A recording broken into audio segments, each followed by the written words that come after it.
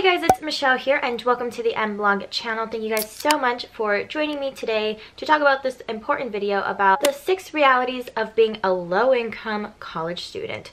And I think this is so important to talk about because a lot of people may know that there's an income inequality here in the US, but not many people know that it's affecting a lot of people and they don't necessarily have to look low income. But before we get into that, please make sure you follow me on my Instagram and on my Snapchat, where I'll be ultimately telling you guys when these videos will be up. So let's be friends, go follow me and go do what you got to do. But let's get started with the video.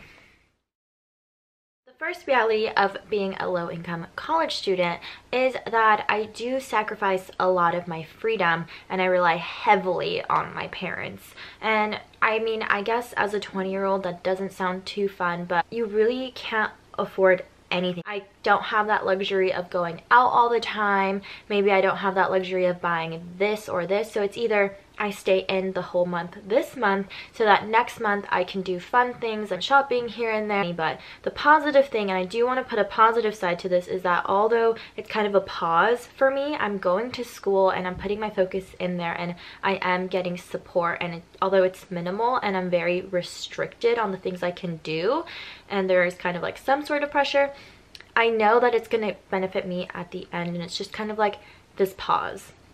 And that's going to lead me to the second thing.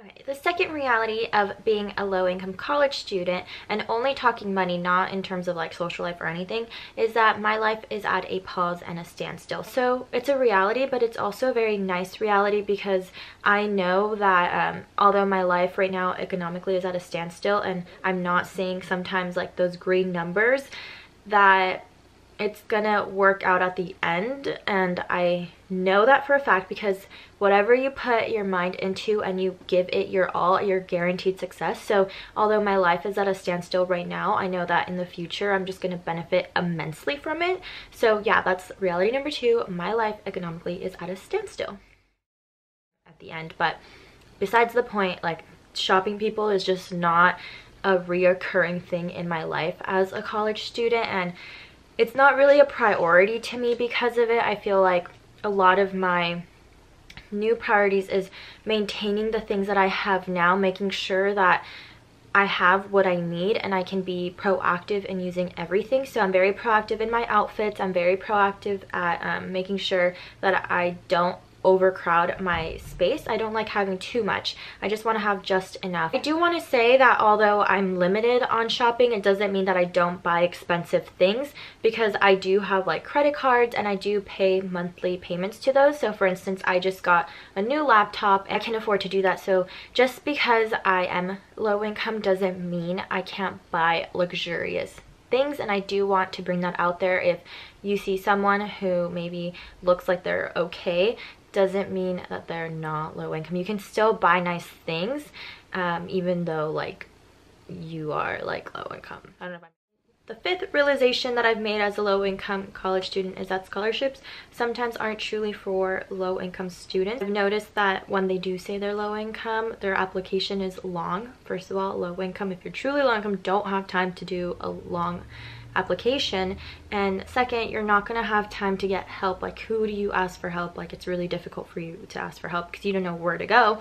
The third thing is you just don't have time to even feed yourself. How are you gonna have time to, you know, do community service? Because a lot of these do ask for you to do community service. So for me, that was just kind of really ironic, and that's something that I realized as a person who does try to apply to all these scholarships. It's just so mind-boggling. I don't know, it's just sometimes it's not truly for the low-income students. And I think the sixth reality of being a low-income college student is that it is a blessing and a challenge at the same time. You realize that everything is possible. I mean, I studied abroad, and studying abroad is really expensive, but when you go through community college and you find help, you're able to do, I'm able to do it in a financial way. And yes, I'm definitely getting support from my parents, and we're all kind of like struggling together. But when you really want something and you know you have your family and support, it just makes everything 10 times easier, even though it might not be too easy at the time. But it just makes me feel like anything is possible. And that's basically the purpose of this video, is to just voice out my realities as a low-income college student. And I do want to mention that there are many people who are low income and they just don't look it. And I feel like it's just so important because, like I said, many people know that there's an income inequality here in the US, but they don't know how invisible it is, because anybody can actually buy a laptop, anybody can buy luxurious things, and anybody can look like they have money but they don't. So I think that's what's interesting today in this society, and just wanted to share my path with you guys, and I hope that it's connected with some of you, and I hope that we can support each other in the future and that we can continue to be awesome people here on the M blog. So please subscribe if you enjoyed. Comment down below any of your opinions, anything that you're going through, transfer, anything. Let's share and we can go through this together. But nonetheless, I'll see you guys in the next video.